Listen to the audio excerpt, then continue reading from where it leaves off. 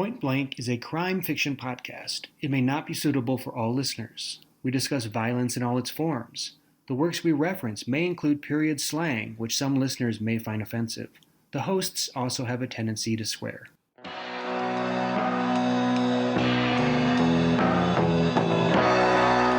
Episode 49, Bluebird, by Attica Locke.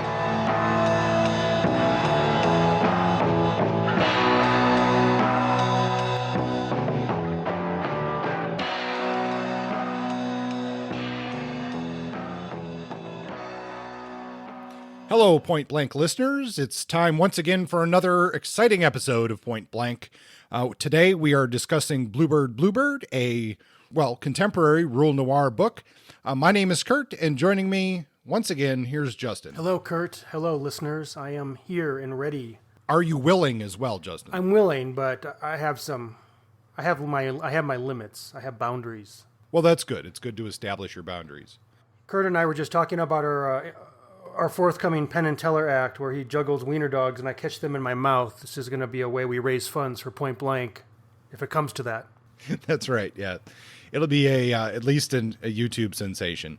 But we're not here to talk about wiener dogs today, Justin. We're here to talk about rule noir and Bluebird. Is there anything, any updates or anything you want to share before we get to it? It's been humid as hell in Albuquerque, which is an uncomfortable situation for us desert rats. But I'm managing. I guess call me boring, but I really don't want to talk about anything else right now. Well, that's fair enough. The only thing I will say is that we are in the middle of moving. We're moving out of this apartment that been in the whole length of the show. And if you hear any echoey noises in my audio this time around, folks, that's because the walls are bare. We're down to just a few pieces of furniture left, and that's that. We'll be moving out of here, doing I guess downsizing, you could say, if you can downsize from a one-bedroom apartment, but that's what we're up to. So if we were to do a subject unknown this episode, which we are not, we could just use the echo effect of your empty room instead of putting an artificial echo on there. Yeah, that's right. We could do that. So too bad we timed it wrong. But anyway, I guess on to Bluebird then. Justin, do you have a summary you'd like to give us?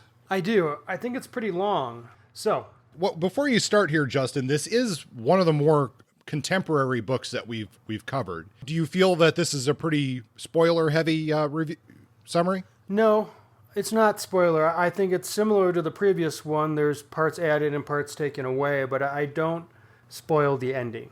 But let's call it spoiler light. I mean, if you don't want to know anything about the book, then you probably should be reading the book and not listening to us right now. But if you've read the book, correct, or you aren't really concerned about knowing some of the plot aspects of the book, then I think you're in safe territory. All right. Well, hit us with it, Justin. All right. Well, I will agree that this is probably the most contemporary book of the ones that we've featured as primary features for our podcast. It came out 2 years ago. I can't think of a single book of the dozen or 30 books we've featured that are that recent. So cheers to us. Maybe my sister, the serial killer. That would be the closest thing I can think of. Yeah, Braithwaite. That one came out last year as well. So okay, yeah, fair enough. Let's call it a tie.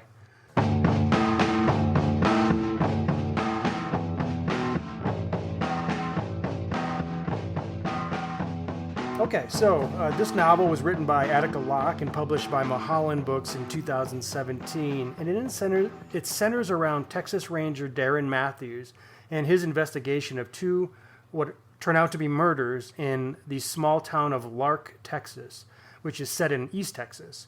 This is a top-notch mystery thriller. It won an Edgar Award for a reason. The prologue opens in Shelby County, which is where Lark is featured, in 2016, post-Trump election, and that kind of stuff plays a role in the story. It's contemporary enough to be relevant to current American political discourse. So it opens with Geneva Sweet. She's a upper middle-aged proprietor of Geneva Sweets, a local place. She's a character who, while not the protagonist, plays a significant role in the plot thread and emotional arc of the story. In this scene, she's at the graveyard paying respects to Joe Sweet and Joe Sweet Jr., two characters that we never meet, but play a significant role in the development of the plot and character. So that's just the setup. And then we leave Geneva behind, and we get to the heart of the novel, which is 4 parts, actually. The introduction, 50 pages, sort of sets up the scene. We get a real good sense of our protagonist, Darren Matthews. He's a black Texas Ranger, which has significance on a variety of levels. We learn that he's separated from his wife, that his friend Mac is on trial for the alleged murder of a white racist, and Darren himself is on trial for mistakes he made during the investigation. Was he trying to cover up and protect his buddy Mac, or not? So he's under some heat. His life isn't going too well. His wife is pissed off at him. He has a lot of doubts about his own position as a Texas Ranger. So this whole setup of his fall from grace and his fall into doubt sets up, a lot of the, personal or character threads that fuel this novel. So Darren, he leaves town. He goes to visit his mother.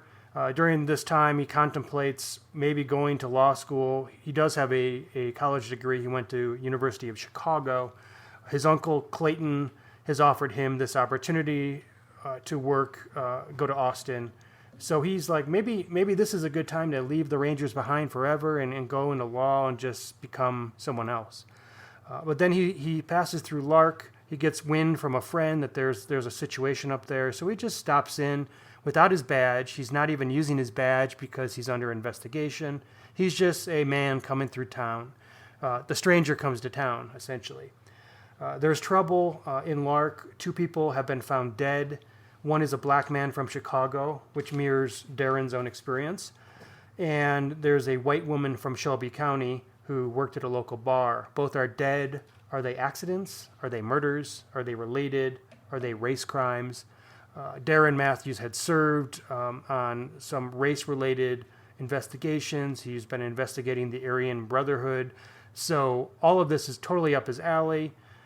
In part 2, he actually shows up at Shelby County, and he's like, I'm going to take the plunge. I'm going to sort of scan the scene and see what's going on here. Maybe he can figure out what's happening. At least it gives him something to do. He runs into Geneva Suite. He discovers that the dead man he was found in a swamp. His name is Michael Wright, and that he investigates and finds that death was not accidental. It's clear to him. We're introduced to some major players. Here's where I list a bunch of names that we'll talk about later. There's the aforementioned Geneva. We have Wally, also known as Wallace Jefferson III. We have Wendy, who plays a role later in the story. We have Sheriff Van Horn, who's like the local police antagonist to Matthews, who's the outsider. We meet Randy, who's the wife of Michael, who comes down from somewhere in her fur coat, obviously a fish out of water, coming from a wealthy, more privileged background than the local denizens of Lark. We also get the dynamics between Darren and Randy, which contrasts with his own musings about his wife Lisa. So part 2 sort of throws all the characters into the soup, and we see how that pans out in part 3, which is when we get to the meat of the case. Darren's actively investigating. We get a clear sense of all the family ties and bloodlines that occupy this novel. We get the insider-outsider dynamics. We get class dynamics. There's outsiders like Darren, but then especially Michael and Randy with money versus the locals who are living paycheck to paycheck. We get a lot of good tension, racial, class, just insider-outsider. There's a lot of stuff happening in this novel. We still don't know who the killers are. There's a lot of red herrings. There's the Texas Aryan Brotherhood. They're operating in town. Of course, the local white establishment will deny that, but Darren knows enough to know when he sees a frickin' Nazi tattoo, he knows that they're there. There's a bar where they're occupying. Is Wally connected to that bar? He owns it. How much does he know? What does this mean about the unsolved cases of Joe Sweet and Joe Sweet Jr.? Is the sheriff of Shelby County, Van Horn, on the up and up, or is he insider? Is he part of these shady dealings? At the end of part 3, there's a situation with Geneva that sort of ratchets up the tension and makes us think that, well, maybe Darren's not going to be able to solve this case. Maybe all these red herrings are going to lead nowhere, and he's going to become a law guy and go back to law school and leave this behind. In part 4, it all comes together. We get the ultimate battle between Darren and his antagonist. We get most of the questions answered. At the end of the book, we return to where he started, and to the Mac case and to his own investigation where he's being investigated, and that sort of wraps itself up too. This book wraps itself up very nicely, and maybe we'll talk about it being too nicely. Maybe that's not how reality is, but we'll get there. A couple more things about this book before I pass it over to Kurt. This book uses several tropes that are familiar to crime readers. I felt like the Darren Matthews character was a lot like the classic miserable PI, the down and out alcoholic, broken relationship, life going nowhere, unsure about his life, uncertain about his profession. But there's also this other element which is cool. He's a Texas Ranger, but also a black man, which is a point of pride in racist East Texas. Though he's not totally devoted to the Ranger life, he questions whether or not this is the choice for him, whether or not he's doing it out of pride or because of his uncle or because of the legacy of law enforcement in his family. He could do something else. I feel like that dynamic mixed with the down and out tropey stuff that we get is different. It sets him apart from a lot of more static or template characters that we get in modern crime fiction. What I love most about this book are the relationship dynamics. I think that's what Attica Locke does really well. We get Matthews, the stranger who comes to town. He forges relationships with locals. He has to. He has to get to know people individually, and he doesn't use the same tactics for each individual because everybody is looking at him and thinking about him in a different way. Geneva, who's a working class black woman who owns a place in town, is going to judge him differently than the local white cop versus the local boss hog character Wally versus some others. So I feel like Attica was very sensitive to the different relationship dynamics that get forged with our detective or our Texas Ranger. But ultimately, this is a smart, thoughtful, tense, and though maybe some aspects of it are a little too easily wrapped up, ultimately satisfying rural noir murder mystery. And I'm going to stick with my 4.5. 4.5 hits this time around. Kurt, what do you think about that? And what did I miss? And what is your ultimate number? I think you wavered just a little bit last time. Yeah, you're right. I did waver a little bit. And I think I think last time I said 4 out of 5 or a 4.25. I think I'm going to go with that 4.25 rating. I really like this book. I think it is a very strong book, but there are a couple little things that keep it from being a knockout for me, and that's fine. I mean, it's all the praise for this book is well deserved, and I really enjoyed it. It's just a couple little things, and I think you sort of touched on that in your summary. Things being wrapped up a little, perhaps too cleanly, and some of the character, not dynamics, but I think the focus of our protagonist didn't quite sit with me to the level I would have liked. We'll get into that later, but overall, I think you're right about the relationship dynamics. I think that is what Locke does brilliantly in here. She captures both those person-to-person relationship dynamics exceedingly well, but I think she also deals with the complexity of family relationships extremely well, as in both the case of Darren's family and all of the various, his background that plays into this dynamic, complex character that we have. And as well as we get further into what could be considered a family mystery in a lot of ways, in this small town of Lark, and how all these different people over generations are intertwined, and these relationships have decades of complexity to them. She does that so well. Again, as I said last time, I think one of the things that Locke and the publishers too, she's written a novel for our time, and the timing of this is exceptionally spot on, because it's dealing with real issues that we're thinking about, or most people are thinking about on almost a daily basis today. I agree. I feel like what she did was she pulled a lot of the threads of old, like Southern Gothic and Southern literary fiction, and applied it to now, or put a modern sheen on it that made it relevant and showed us the legacy of history and how the past is, I think, given how important the character dynamics and this rich tapestry of relationships that make this book so good to both of us, let's spend some time talking about listing the characters and figuring out which ones really struck home for us. Do you want to start with? Should we start with Darren Matthews, or do you want to cover the smaller characters first?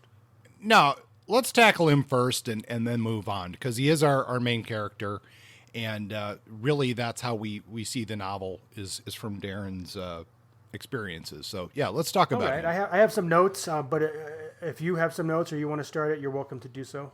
Sure. Well, I mean, I guess, you covered the basics of Darren. Who is Darren? He's a Texas Ranger. He's a black man from rural Texas. He has committed himself. It's not like you can walk in and just become a Texas Ranger. So this has taken quite a bit of commitment for him to get to this point in his life. He's an educated man. He went to Princeton and Chicago law school for a while. Did he graduate? I was a little unclear about that. Did he graduate from law school or just attend it and not finish? He might not have graduated, because why would Clayton have encouraged him to go to Austin to law school again? Oh, yeah, that's right. Okay. So he attended some amount of law school. So then he goes back to Texas, becomes a police officer, and then works his way into being a Texas Ranger, which I believe it says in there that takes like 10 years of other experience before you can even apply to it. So he's pretty locked in. And, I mean, like you said, you don't just... So it's interesting, his wavering of, should I be a Texas Ranger or not? Like, dude, you're fucking locked into law enforcement. Like, you didn't blink and, like, this happened. So that part is sort of, that's eye-opening when you put it that way.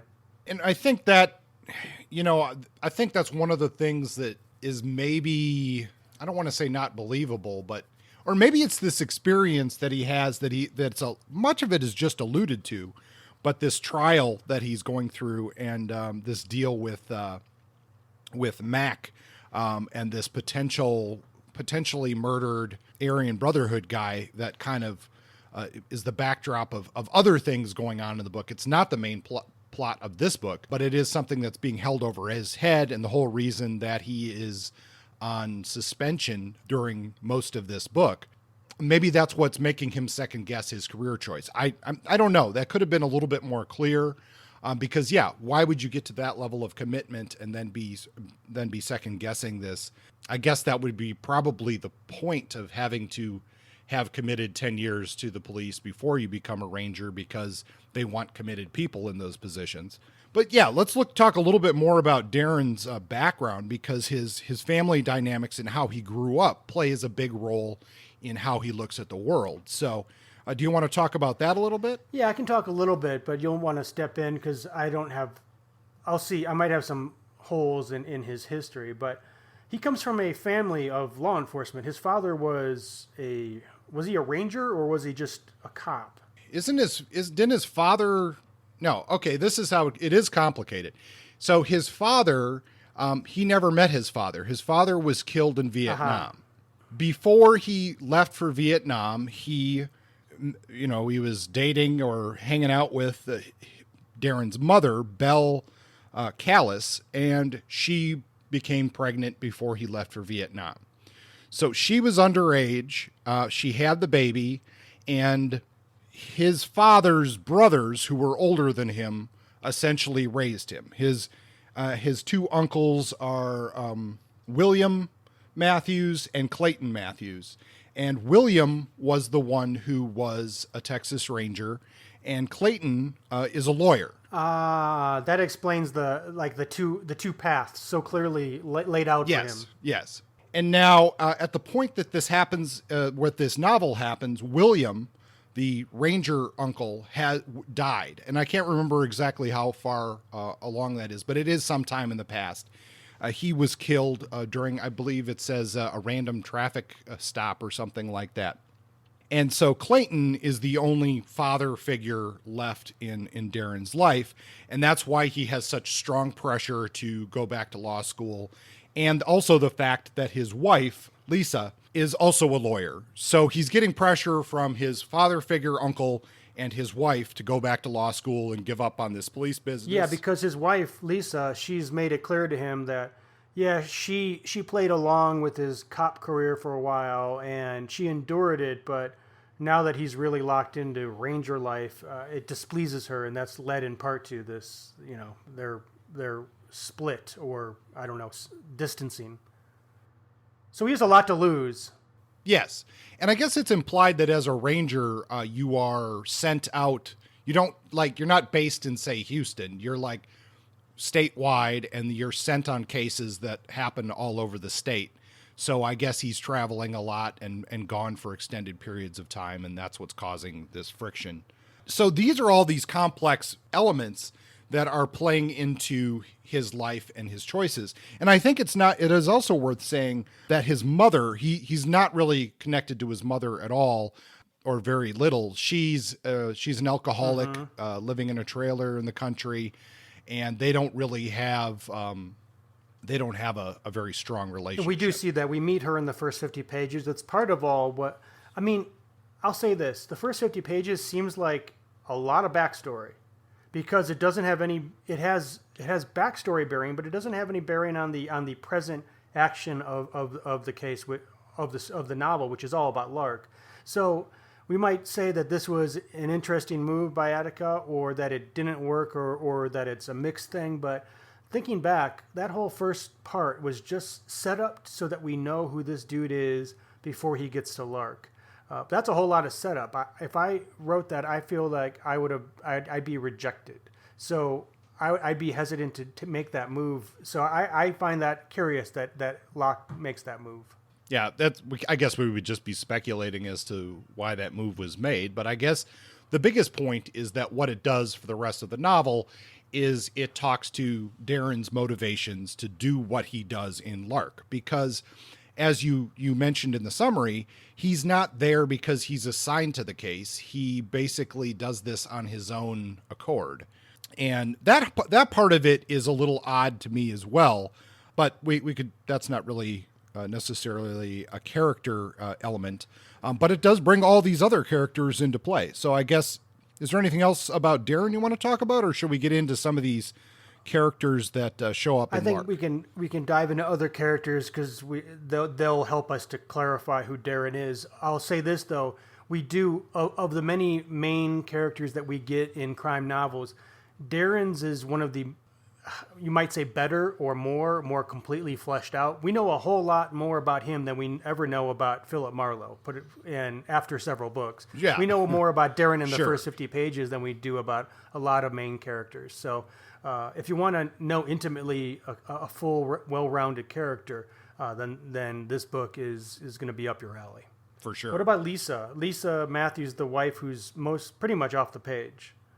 Lisa, well, I don't really have a whole lot to say about Lisa, I guess, because she's not really, as you said, she's off the page. I mean, she's exerting a certain amount of tension on Darren, because a lot of the reason that he's out hiding at the family farmhouse and in the position that he is because he and his wife are, I guess, in a disagreement.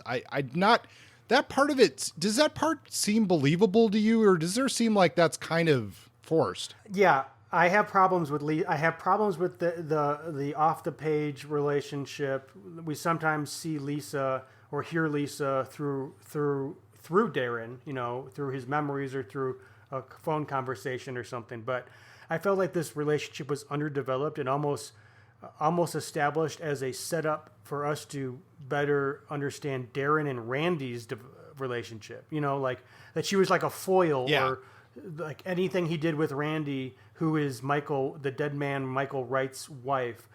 It sort of sets up a comparison contrast or a tension. And I felt like, well, was that necessary? It raises questions for me about the whole bookends part of this novel, which is, like you said, the setup. We get to know Darren. We get to know why he's in Lark. We also know what he's running from. But Lisa, again, never plays any central role to the novel. So while we don't need to talk about her, she does cast a large shadow over the novel because of the moves he chooses to make and not to make. And that estrangement does, as you said, cast a shadow, but it also, I guess it does work to provide some tension with Randy, the wife of Michael Wright, because I guess you're sort of wondering if there's going to be some kind of love interest there. Yeah, but there is that sexual tension there, and is he gonna?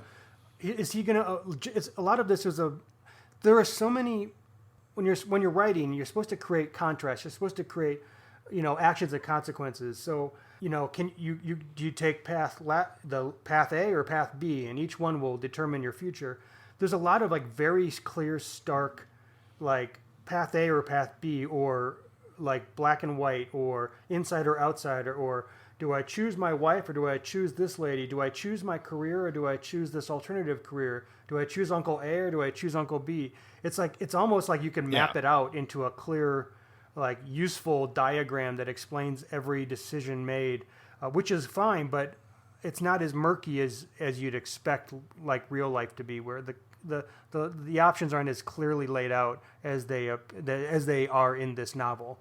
And I think Randy and Lisa are an example of that. Yeah, and I think you're right about the diagram part of it, because it does feel like there are elements of this book that made me feel like I either was maybe dissecting a diagram or needed a diagram to follow some of the connections. But you're right. There's a lot of stark choices, I guess.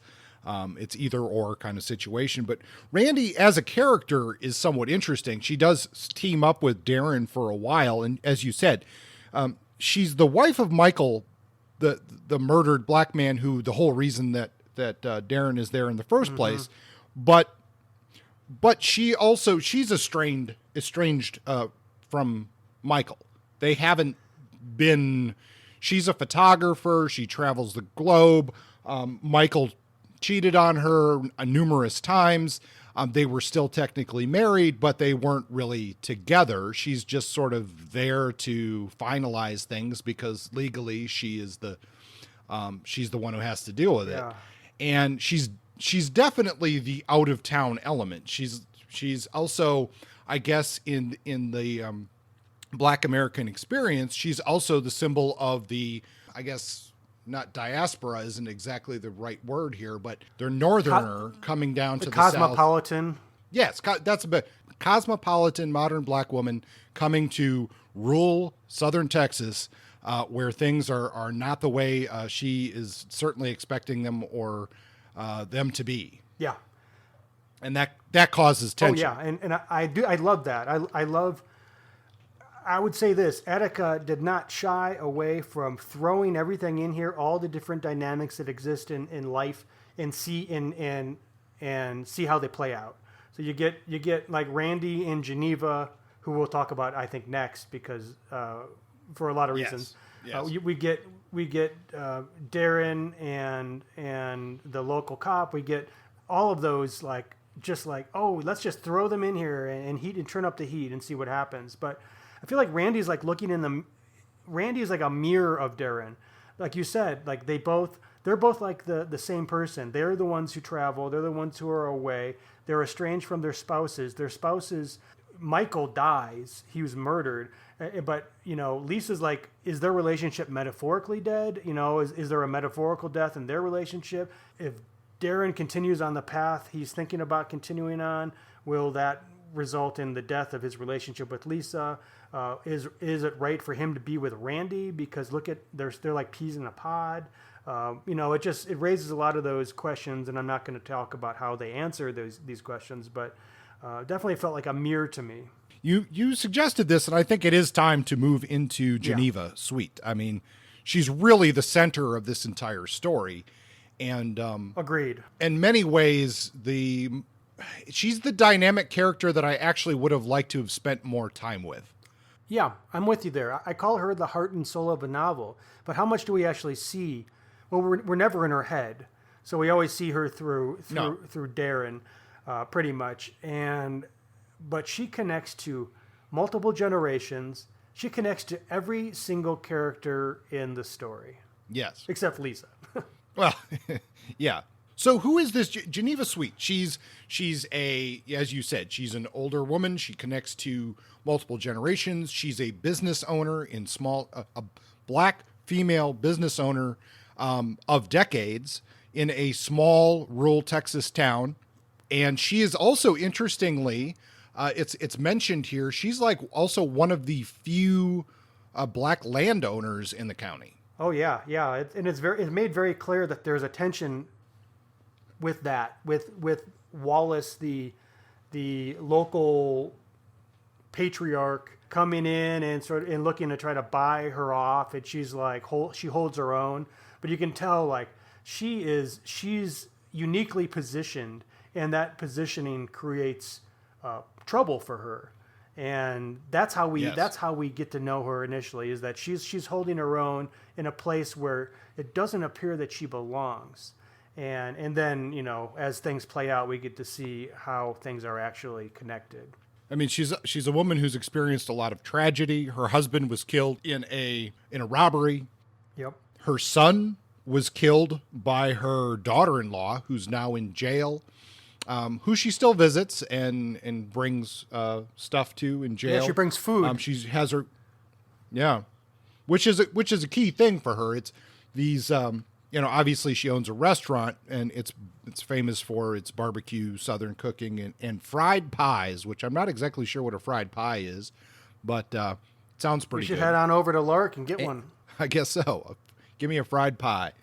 But and interestingly, her husband is, and this actually does play a role in the story, but it sounds like a story out of a blues song. Mm-hmm. Her husband is Joe Petey Pie Sweet, and he was a traveling blues man. And they were coming down the road, and his band stopped for food, and they fell in love.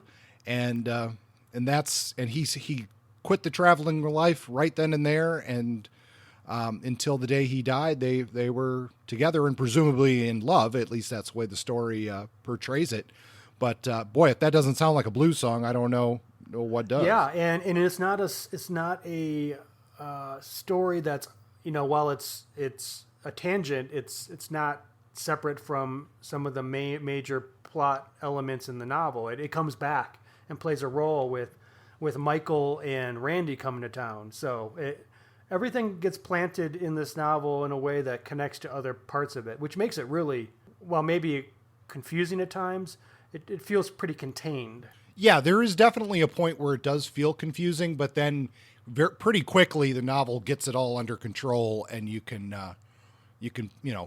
make sense of it. And it is interesting that, it's established pretty much at the beginning of the novel that at least for the black community of this small town, Geneva's is the center of the social life, essentially. And it is interesting how that location and her comes back and back and back throughout the book, because things do revolve around her place. Yeah. That is for sure. Yeah, and you get very clear, like, Attica's conscious of place, and there's two social centers in the community of Lark. There's Geneva Sweet's place, which is like a black social center, where a lot of plot stuff happens, but you can just tell we're there, like, every couple dozen pages we're back there.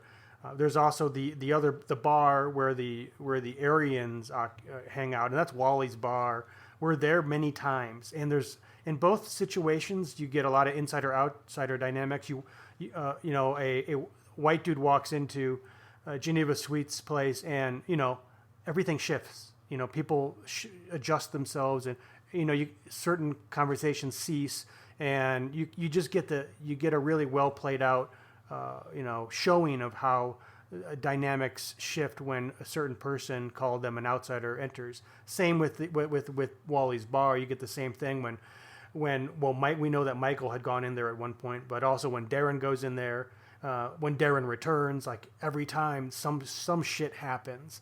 And I think that those two poles, again, it's like a black and white thing. It's a one and then the other. Like, is it too neat and orderly, or does it serve its purpose as serving the larger story, which is about, pretty clear, insider, outsider, right and wrong, good and bad. Like, a lot of these things are very clearly, delineated. Yeah, for sure. And, I don't know how much more we want to talk about character. I mean, there are a ton more characters in this book. We haven't even we got to talk about Wallace Jefferson. And sure. And then we should maybe, and then move along. But we could agree that Geneva Sweet was an important character and that we wanted more from. We would love to have seen a little bit more of her, right? Definitely. Okay. What about Wallace? Do you want to see more of him? I think with him, I'm satisfied with the amount of time he's on the page. I think he's very much, he's a stereotype character, right? Yeah, I called him big, bad, rich, boss hog type. Yes, and that's pretty much what he's there to do. I think we do see just about enough of him. I think he's the character that's looming in the background through a lot of this. The question pretty early on is, what exactly is he involved in and what isn't he? Yeah. And I don't know if that question is entirely addressed by the end of the book. And in fact, that's probably more realistic than anything else, that the guy who is the sort of the powerhouse in the county is the one that skirts the most, questioning. Yeah, he's murky. We don't know all of, is he a bad guy? Sure, like, he's not going to come out of this unscathed, but we don't get him in a confessional booth or anything. And the interesting thing about him is, even though he is stereotyped, his motivations ultimately, and without giving too much away, are more complex than you originally think they might be. So in that sense, he's three-dimensional, even if his like initial design is pretty tropey. Yeah, I do think. And I don't know, maybe tell me if this is giving too much away, but I think it's kind of interesting that Locke decided to call him Wallace Jefferson, and that he lives in a mansion that is designed after Monticello. Yeah. And he considers himself some far distant relation to Thomas Jefferson. I don't know if that's a little bit. If you spend more than 4 seconds thinking about that, you could deduce some possible scenarios that would play out in the novel. Yeah. But we'll talk about what you can, when you're doing editing, you can decide if you want to keep that or not. But does it read a little, maybe his name is a little too on the nose. Yeah. But ultimately, I don't think he needed to be involved in the story much more than he is. Now, his wife is a little bit more of a complicated character, even though she's on the page very little. She seems to have some reservations about the whole situation. And I think I might have liked to have seen that dynamic play out a little bit more. Yeah. Yeah, because we're not with Wally doing Wally stuff, we don't get to get a look at, we don't get as much screen time with her. Because, how many opportunities does Darren have to be in the space with her? She's definitely an off the beaten path character in this novel, like several of the others, and really the only the women in this novel who have more complicated lives and roles are limited to Geneva and to Randy. Yeah, and that's what I was a little bit surprised about. I think is that even Geneva and Randy felt a bit limited, and I guess that's obviously because our main character is Darren, but would have liked to have seen a little bit more of that female voice come through in the novel. Do you feel that the Sheriff Van Horn role was made to serve as the local cop who gets into jurisdictional conflicts with Darren Matthews, or do you feel like his role was developed enough, or was he more of a stock character? I think he was a stock character. The only thing I think that he does represent is that as a sheriff, and I'm not sure, but I'm going to assume that in Texas sheriffs are elected, is that he's sort of the law officer kind of stuck between a rock and a hard place, because I think, at least when we get further into a novel, it seems like his heart is sort of in the right place, but he's definitely getting pressure from the people who helped to get him elected to take these investigations in a certain direction. Yeah, I mean, especially Wallace, who I think if Wallace had his way, everybody would do exactly what he says, including the sheriff. But you also like the Aryan influence in town, and yeah, there's a lot of pressure on him, and he does start off as being straight up cardboard cutout adversary, but that relationship does evolve. He does, the comradeship of the badge or whatever. He develops a little bit of a rapport with Darren, and he doesn't go totally into stock bad guy character. So I liked how that evolved, though I'm not sure if it was completed in a way that I would have liked. Yeah. Now, we should probably wrap up characters, but I do think there are two characters we haven't even mentioned, which are key to the story, and that is the Dales. That's Missy Dale, Keith Dale, and their child, which I don't even remember the kid's name, but Missy Dale is the white woman who is killed a week after Michael. Yep. And Keith Dale is certainly a suspect in all of this for a significant portion of the novel. Yep. And the child is taken away from Keith and actually in Wallace Jefferson and his wife's custody when Darren shows up. And that whole part of the story is also pretty interesting as well, and in a whole nother dynamic that we probably shouldn't get into now, but is well worth it in the reading. Yeah, Keith Dale is the local racist. Are we focused on him early on because is it all the Aryans' fault, or is this a red herring? And there's a lot of mystery with Wallace and his wife taking care of this baby. How small of a town is this town? Is this normal, or is this feeding into the plot in some way? Speaking of plot, the one thing I wrote down under issues of plot and style and setting and such was the words family and blood. How critically important they were in this novel. Yes. Did you like how Attica handled all the ties, the generational conflicts, and all that? Yes, I did. I mean, I think that's one of the, as we said earlier, the relationship web, the family web, those dynamics is what Attica Locke really nails in this book. I think that is certainly one of the biggest strengths of the book, and how all of that plays out, both from and on different scales too. Like we see that so much on the immediate family of Darren, but also the larger, I guess you could say, umbrella of those relationships in a small town where people have been there for generations and things interact. Yeah. I thought she teased it out nicely. She doesn't bombard us with a bunch of family genealogies early on and spoil. I mean, it's a mystery, and the unraveling, the thread unraveling of family connections. I think she teases that out fairly. It's a nice pace. I didn't feel overwhelmed by the connections or like it's some kind of strange calculus that is unnecessary. I think she did a good job there, and I think that would be very difficult to do well.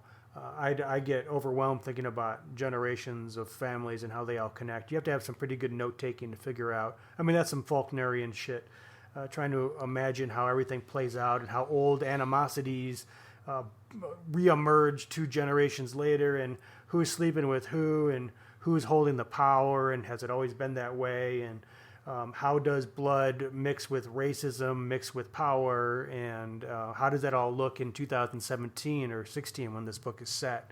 It shows that the past is never gone. It's not even past. It's still here in our lives, and it's still affecting us in modern times. I think she did a really good job with that. If we talk too much about it, the whole thing gets spoiled. So we'll just keep it. It does play a major role in the novel. Yeah, I'm pretty satisfied with wrapping up our conversation of this book here, unless you had more to say about it. I mean, I think we've covered through it's such a character-driven novel and place-driven novel, and we've talked about both of those things. I'm not sure what else I'll say one last thing about craft. Just talking about how Attica writes. There's some beautiful writing in this novel. There's a rhythm to it. There's a musicality, and there's good description. I love the sentence by sentence description of place and human interactions. Like I say, like when sheriff walks into a bar and you get a sense of everybody's interactions, what they're doing and how they stop or how they shift. You get a lot of subtlety captured with effortless grace, it seems, and I just wanted to tip my hat to Attica Locke for taking the time to really craft this is a good plot, but it's great character development, and then on top of that it's good writing. So that's the trinity for a good book as far as I'm concerned. Yeah, for sure. And I think one thing that will be interesting is I have to imagine that given its popularity, its timing, and Locke's connection to screenwriting and production, and as a producer, that we'll see this one adapted to the screen probably in the near future. Yeah, you'd think. It seems like a natural fit to me. Yeah. Speaking of the screen, should we move on to our cinema spotlight? Yeah, let's do that. I got a movie for you. It's been a little while since I watched it, but I did watch it for this episode. Cinema Spotlight. The movie is called Blood on the Moon, which is the reason I pressed play. I was like, oh, that title sounds great. It was one of the Western noir films featured in the Criterion Channel's Western Noir collection, which they, I believe, aired in June. The movie was awesome. Like I said, I picked it from the name, but I also had seen images of its evocative opening scene. The main character, a man named Jim Gary, trudges exhaustively through a rain-drenched plain in deeply shadowed chiaroscuro. This is a noir film that just happens to be set on rangeland in the West. The film stars Robert Mitchum, who plays Jim Gary, and it's directed by Robert Wise and is based on a novel by a novel called Gunman's Chance by Luke Short.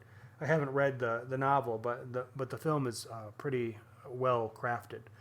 The story is simple. A cowboy drifter finds himself in the middle of a conflict between a cattle baron and a group of cattlemen over grazing land. The setting is on and near a native reservation in the American Southwest. It's a little unclear who all the players are, but that was typical of the era. It came out in the 40s, I think. Both parties are seeking Gary's help in smarting out the other side. We've heard that plot device before. It's the plot device that made Red Harvest happen, and you know how many things were influenced by Dash Hammett's Red Harvest. We've talked about it on numerous occasions. So there's also a love interest played by Amy Lufton. I'm sorry, the character's name is Amy Lufton. It's played by Barbara Bel Geddes, who holds her own as a strong, independent character with more agency than is common in Western circa the mid-20th century by far. I really liked her character. Ultimately, this was a super moody film. The lighting, the attitudes, the constant entrenching darkness, and then like the tit-for-tat betrayals, and you never knew who to trust, and all that stuff that I look for in a good noir film. Also, the tension's good and great cinematography. There are some beautiful scenes, including a fist fight. You'll know it when you see it, where I would call it one of the best noir cinematographic fights of all time. There's a moment inside a empty saloon where a character throws something at a light to knock the light out, and the rest of the fight's in the dark, and it's really cool.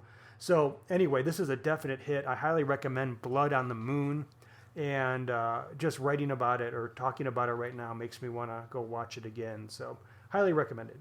If you're in the mood for some brand new crime fiction, you should check out the Crime Is Up podcast for hard-boiled criminal tales, as read by a talented cast of actors. We're a hybrid podcast because we also pick a film noir that we admire, and we talk about it. We cover classics like Night in the City, Point Blank, as well as newer films like Blue Ruin. And we try to keep it light, have some fun with it. Will's got jokes, right, Will? Yes, I have jokes. So have a listen to the Crime Is Up podcast, available now on Apple Podcasts, iTunes, and Spotify. And head to our website to see our fantastic cover art for each story, www.crimeisappodcast.com. Cool. Well, speaking of things that we like, I guess the last thing for this episode is 5-round burst. Yes, we'll see if we actually hold ourselves to 5 minutes. Probably not, but we'll try to keep it short. Okay, well, this one's been on my list for a while. It's Santa Fe Noir, published by Akashic in 2019 and edited by Ariel Gore. I wanted to talk about this one during the rural noir. Even though Santa Fe is a city, not technically rural, it is a city of 60,000 people surrounded by miles and miles and miles of rural. Outside of Albuquerque, all of New Mexico is one big empty rural space. So as I see it, it's, most of these stories go rural pretty quickly because it's not you throw a stone and you're outside of the city essentially. Anyway, a lot of these stories take place in the Juniper Hills and high desert steppe, and you get the good insider-outsider, rural-urban thing going on here. Several stories in particular stand out to me, not just for their suspense or clever crafting, but for the quality of the sentence-to-sentence writing. I really enjoyed the editor Ariel Gore's story about a recently released prisoner sent to work release in Santa Fe at a gardening business. Things seem okay for a while, even better than okay for the main character, until the protagonist begins to question the legitimacy of the gardening program and the whole work release program in general. Were they actually released by work release or not? So you start to get some real sinister vibes, and I really enjoyed that. Another strong story was by Anna June, where a down-and-out woman learns that her aunt in Santa Fe has passed away, so she comes back to Santa Fe from the east and recalls a bad experience she had that drove her from the town years before on the night of Zozobra, which is the annual festival where this giant marionette effigy is burned at the beginning of September to represent all the worries and troubles that you have. They all burn away with this effigy. So that's the thing that happens here, that's symbolized in the story. And then you get some high drama and some dark stuff that emerges, and it comes to a point in a climax that I won't spoil. One last story I'll mention is one by Jimmy Santiago Baca, it's a well-known poet. This is a semi-autobiographical retelling of an experience he had at a Santa Fe reading, where he's reading to DACA students, and then he goes back to the hotel room, and he's haunted by these pretty wicked hallucinations. It's really well written, and the last line I think makes the story really work. I liked Reich's story too. I'll throw that in there. James Reich wrote a weird ass story that plays off of Aldous Huxley's Brave New World, which was set in the desolate American Southwest. So he sort of ties that philosophically to a semi plot driven device. Anyway, it was a good story. Overall, it was one of the better collections in Akashic's noir series, and I give it a hit. Well, that sounds pretty good. I've got one next here. It is Murder on the Red River. This is by Marcy R. Rendon, and this came out in 2017 from Cinco Puntos Press from El Paso, Texas. But it takes place actually up north. It takes place around the Fargo area. It's mostly rural, but that's kind of the area that we're talking about here. And this is native rural noir. The author is from the White Earth Anishinaabe Nation. And that's the kind of character that we get here. Our main character is Cash. She is a young woman.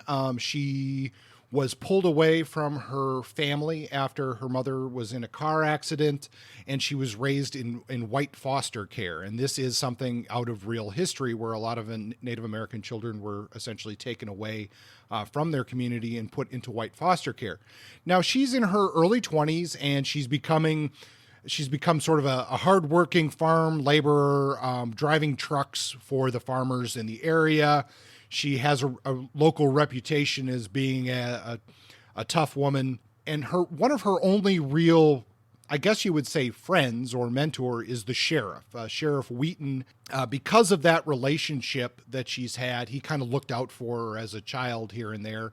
She gets involved in the murder of a Indian man who was also laboring on one of the farms, and she gets pulled into this. And what we get here is I think, a really great example of a lot of the dynamics between the native communities in this area and the white farmers of the area. I really enjoyed. I thought this was a great book. The investigation is pretty decent, and it brings in a lot of the main character's beliefs into how she investigates the crime. And so for that reason, like it provides a different outlook on how investigations can happen when it's not just your sort of standard police investigation. So that is Murder on the Red River. And I haven't seen a whole lot of press on this book, but I really think there's a lot here, and I would love to see another book from this author and spend some more time with this main character of Cash. I think it was really well done, and it's a hit. Wow, that sounds great, actually. I haven't read a book set on the Red River, so I'll add that to my list. What do you got next for us, All right, Justin? so the next one I have is a novel called Assumption by Percival Everett, and I've had this on my shelf for a little while, and it was I think it was a perfect time to pull it down and read it. Percival Everett is a distinguished professor of English from USC. He's authored over 20 novels, including I Am Not Sidney Poitier and a book called Erasure, which I bought and I'm going to read next. I knew very little about him until I picked up Assumption on a whim, because it's a crime fiction novel set in rural New Mexico, which is, I thought, a perfect match for our rural noir episode. But it turns out it's especially appropriate because it ties in nicely to Bluebird. In Bluebird, we have a black sheriff in East Texas working on some racially motivated cases. In Assumption, we have a black deputy in northern New Mexico who is working on a different kind of racially motivated case, at least in the first part. I like the setting. I mean, I live here. I think it's done well. It's very terse and not hyper descriptive or anything like that. It's fairly minimal. I like the dialogue as well, and it seems like we're on the way to a pretty straightforward murder mystery type of narrative. We are in the head of our main character Ogden in a mountain winter as he investigates a case and gets wrapped up in what turns out to be an FBI investigation. But then around page 100, when I'm starting to really get into the book, things go off the rails, mostly because the first story, which read as a novella, comes to an end. And this was published as a novel, so I was a little confused. But there are 2 more stories in the book, so I thought, okay, well, let's see how they connect. 3 separate cases featuring the same deputy. Essentially, it read like an anthology. Do they thread together and form a cohesive whole? Ultimately, this didn't exactly happen. Is there a surprise near the end that helps to bring all the stories together? Sort of. Still, it's not enough for me to justify calling it a novel. Nonetheless, I enjoy the tone, the writing, the character, the setting. While this novel didn't quite work for me, and I think it's really it's dependent on a trick, and that trick is, some people say, hey, it all pays out and the trick works and it works for me, but it's a high risk. If your trick doesn't pan out, then it throws everything you've done into question. That being said, I think Everett is a smart writer, and I'm really excited about reading more of his other work. While I wouldn't give this book a hit right now, I did pick up one of his other books immediately. So that says something, doesn't it? Yeah, I would say so. I just Googled him, and it sounds like some interesting stuff. Totally. Here. Yeah, I think he's one to watch. There's plenty of material out there that I look forward to checking out. All right. So next up for me, I'm going to give you a 2 for 1, 4 for 2. I don't know. 4 for 2. I don't know what the heck to call this. But anyway, we're going to talk about Daniel Woodrell. Oh, yeah. You've been saying a lot about him lately. Oh, man. Yes. Let me say first off that Woodrell is going to go up on the same shelf as Jim Thompson, Dorothy Hughes, Cormac McCarthy. Damn. All the stuff that I absolutely love in crime fiction. And these were, I was blown away by this. I feel like we need to do an episode at some point on Woodrell. Really a great author, and and I mean, I think I've seen his name come up a few times in our various lists and readings, but I feel like this is somebody who deserves even more exposure, even though this stuff, his writing goes back a ways. Now, first up, what I read was it's now collected as the Bayou Trilogy, but this is 3 novels: Under the Bright Lights, Muscle for the Wing, and The Ones You Do. And now this takes place, it's obviously called the Bayou Trilogy, so as you would expect, it takes place in Louisiana. All of these novels take place in and around the town of St. Bruno, which it's not really, I've been working in Louisiana for a while. I don't think they would necessarily call this a bayou town. I think they'd call this a river town, but whatever. But it's a corrupt town where we follow Renee Shade, who is a detective. However, as you might expect from this corrupt town, he's not always following the law himself, but his family and friends are cons, are criminals, and we get thrown into all of that wonderful stew. Let's call it a gumbo of characters in this wonderful town of St. Bruno. Now, the first 2 books, these were originally published in the 80s, 86 and 88. They're a little bit more of a standard detective novel, where Woodrell's real voice and the gift of his writing starts to come through is in the last one in the collection, The Ones You Do, which came out in 1992. And I just read this. Honestly, read this stuff. It's really good. I don't think you're going to be disappointed. I would pick up the Bayou Trilogy and read them in order. Brilliant, brilliant writing. The next one is Give Us a Kiss, which is kind of a weird name, honestly, for this book. And if you look at the current edition, there's a picture of a woman like laying in a white bed, and I honestly don't think this does this book justice. This is a little newer piece from Woodrell. This one came out in 1996, but this is where a lot of people say Woodrell has really found his stride, because he's originally from the Ozark area. That's where he lives, and that's where this takes place. This follows a man named Doyle Redman, who's, and you can say this is a little bit of a Mary Sue here, but he's a sort of grit writer who had a big hit of a novel and then kind of lost his voice, and he goes home to the Ozarks to sort of talk his brother Smoke, who's running from a federal warrant, into turning himself in.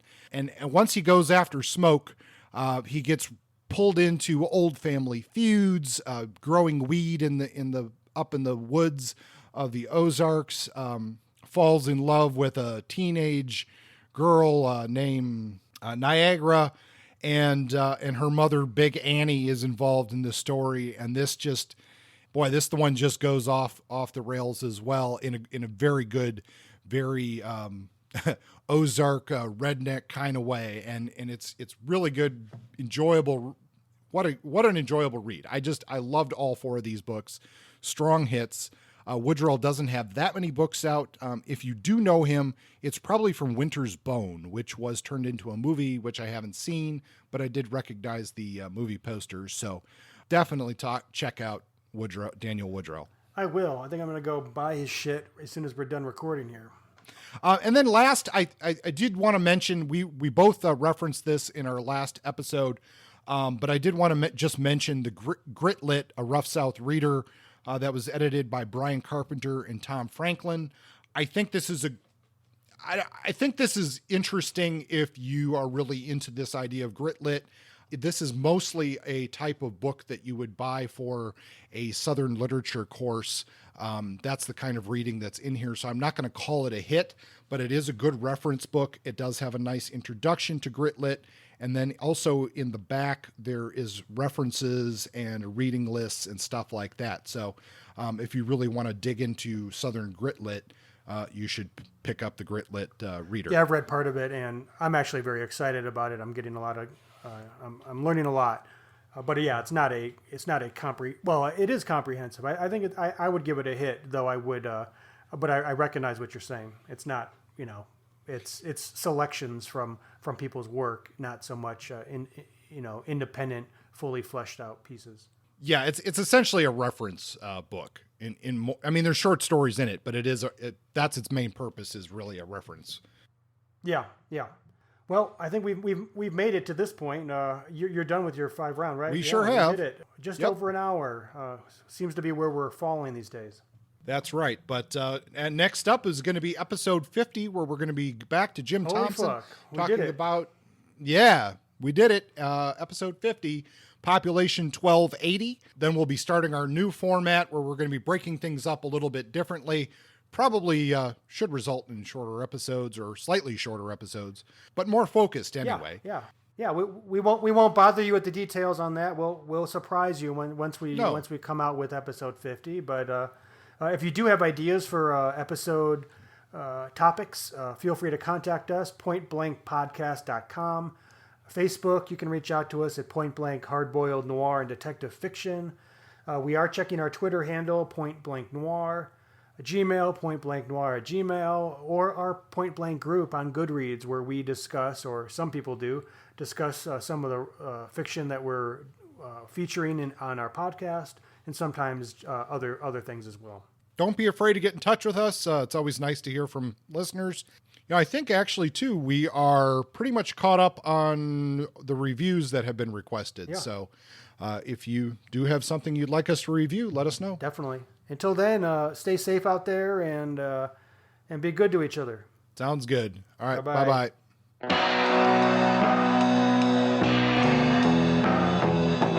Point Blank is under a Creative Commons license. Music is by Justin. Copywritten works are property of their respective holders.